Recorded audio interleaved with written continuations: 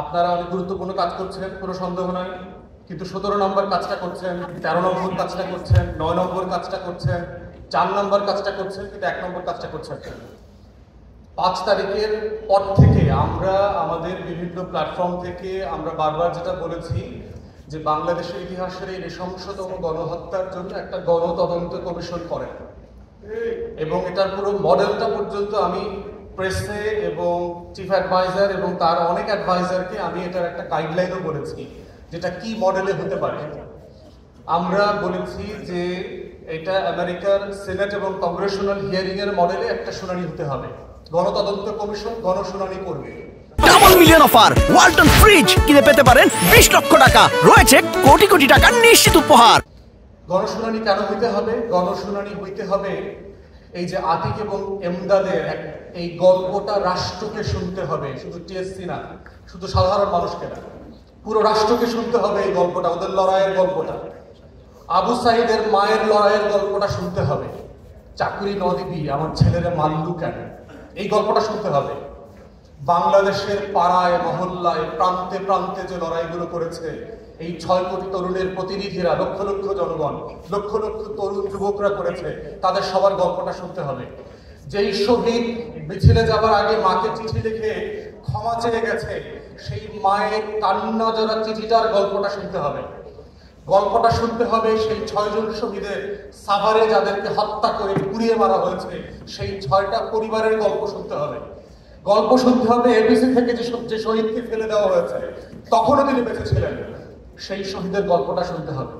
গল্পটা শুনতে হবে জুরাইনে এবং রায়বাজার বদ্ধভূমিতে যে আমার শত শত শহীদকে নাম পরিচয় ছাড়া বেওয়ারিশ দাফন করা হয়েছে, সেই প্রত্যেকটা বেওয়ারিশ দাফন করা লাশের পরিবারের গল্প শুনতে হবে। এই গল্প শুনতে হবে এই কারণে, কারণ এই গল্পকে বিক্রি করে যেন ব্যবসা না হয়।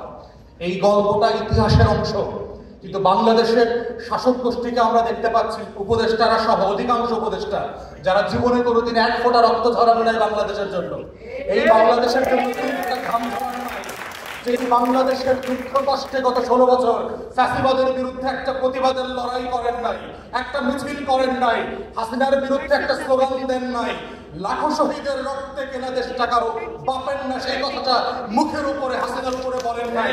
আপনাদেরকে আমরা দয়া করে উপদেষ্টা বানিয়েছি, এটা ভুলে যাবেন না কিন্তু।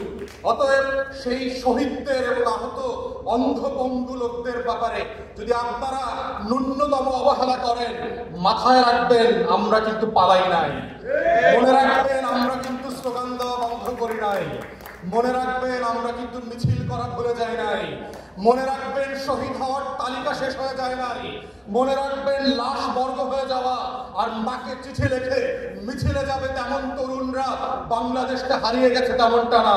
মুগ্ধ হয়ে, আসিফ হয়ে, নাহিয়ান হয়ে, আতিক এবং এমদাদ হয়ে বাংলাদেশের লক্ষ কোটি তরুণরা আবার মিছিলে আসবে, আবার স্লোগান দেবে, আবার রাষ্ট্র সংস্কারের দাবি তুলবে, আবার স্লোগানে স্লোগানে তারা বলবে বাংলাদেশকে বদলে দিতে হবে।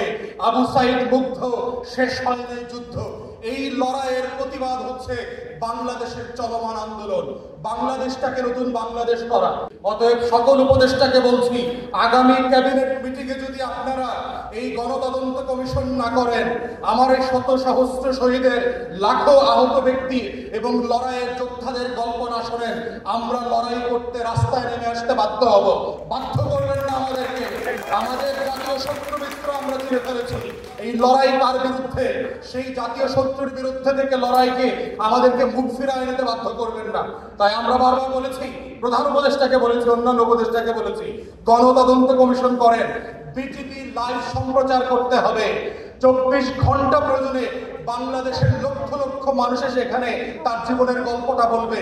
জুনের গল্প, জুলাইয়ের গল্প, আগস্টের গল্প, তার গল্প হচ্ছে বাংলাদেশের ইতিহাস। এই গল্পের ব্যাপারে অনেক ষড়যন্ত্র চলছে। আমরা জানলাম শিক্ষা মন্ত্রণালয় থেকে বলেছে ইতিহাসের বইতে নাকি জুলাই আগস্ট গণ অভ্যুত্থানের কোন গল্প, ঘটনা, ইতিহাস থাকবে না। এইটা হচ্ছে বাটপাড়ের শিক্ষা উপদেষ্টা।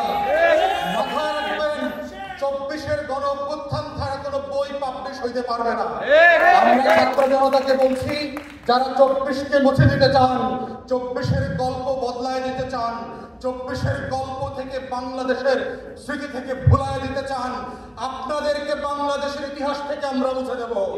বেঈমান এবং কাফেরদের বিরুদ্ধে আমরা যারা লড়াই করেছি, মির্জাফরের বিরুদ্ধে লড়াই করেছি, নমরুদ এবং ফেরাউনের বিরুদ্ধে লড়াই করেছি, আপনাদের মতো নপুংসক উপদেষ্টাদের বিরুদ্ধে লড়াই করতে আমরা মোটেই কুণ্ঠিত হব না। তাই সাধু সাবধান, অন্তর্বর্তীকালীন সরকারকে বলছি, 1 নম্বর কাজটাই ইমিডিয়েটলি করবেন, গণতদন্ত কমিশন হতে হবে। কয়জন লোক গণকবরে গেছেন, কয়জন আহত হয়েছেন, কয়জন রাবার প্লেটেড গুলি খেয়েছেন, 7.62 ব্যারেলের যে রাবার বুলেট ইউজ করা হয়েছে, যে অস্ত্র ব্যবহার করেছে, এটার অনুমতি কে দিয়েছে? গত 16 বছরের প্রত্যেকটা ডিজিএফআই এনএসআই ডিজিকে ডেকে এনে গণতদন্ত কমিশনে জিজ্ঞেস করবেন কোন কোন পুলিশ অফিসার কোন কোন জায়গায় দায়িত্ব পালন করেছে, তাদেরকে সবাইকে এনে জেরা করতে হবে। সেখানে সারা বাংলাদেশ প্রশ্ন রেজিস্ট্রেশন করে জমা দেবে যে এই গণতদন্ত কমিশনে কি কি শুনানি হবে। এর প্রেক্ষিতেই হচ্ছে এই বাংলাদেশের লড়াইটাকে জীবিত রাখতে হবে। 24-এর লড়াই আগামী 50-100 বছরের বাংলাদেশকে বদলে দেওয়ার লড়াই। বাংলা বসন্তের লড়াই হচ্ছে আমার মাটি মানুষের লড়াই। এই বাংলা বসন্তের লড়াই হচ্ছে তিতুমির শরীয়তুল্লাহ রজবালির লড়াই। এই লড়াই বাংলাদেশের লাল সবুজের পতাকার লড়াই। এই লড়াইয়ের সাথে গাদ্দারি আমরা আগেও মেনে নেই নাই, ভবিষ্যতেও মেনে নেব না। তাই আপনাদেরকে সাবধান করছি, আহ্বান করছি, দয়া করে এই লড়াই থেকে কোনোভাবে বিচ্যুতি যেন আপনাদের না হয়। তাহলে আবার 6 কোটি তরুণ আবু সাঈদ আর মুক্ত হয়ে রাজপথে ফিরে আসবে। সেই লড়াইতে আমরাও থাকবো, দেশবাসীও আবার নামবে। সেই বাংলা বসন্ত কিন্তু অনিবার্য বিপ্লবের ইতিহাস তৈরি করেছে। এই ইতিহাস ভুলে যাওয়ার মতো না। আপনি পাঠ্যপুস্তকে এই ইতিহাস দেবেন না, বাংলাদেশের মানুষের হৃদয়ের পাঠ্যপুস্তকে আরব বসন্তের কবিতাগুলো লিখিত হয়ে গেছে। বাংলাদেশের কোটি কোটি মানুষের হৃদয়ে মস্তিষ্কে মনসুন রেভলিউশনের গল্প লিখিত হয়ে গেছে। বাংলাদেশের কোটি কোটি ওয়ালে দেয়ালে দেয়ালে নতুন বাংলাদেশের গল্প লিখিত হয়ে গেছে। সেই গল্প শুধু পাঠ্যপুস্তক থেকে আপনারা হারায় দেবেন, এটা হইতে পারে না।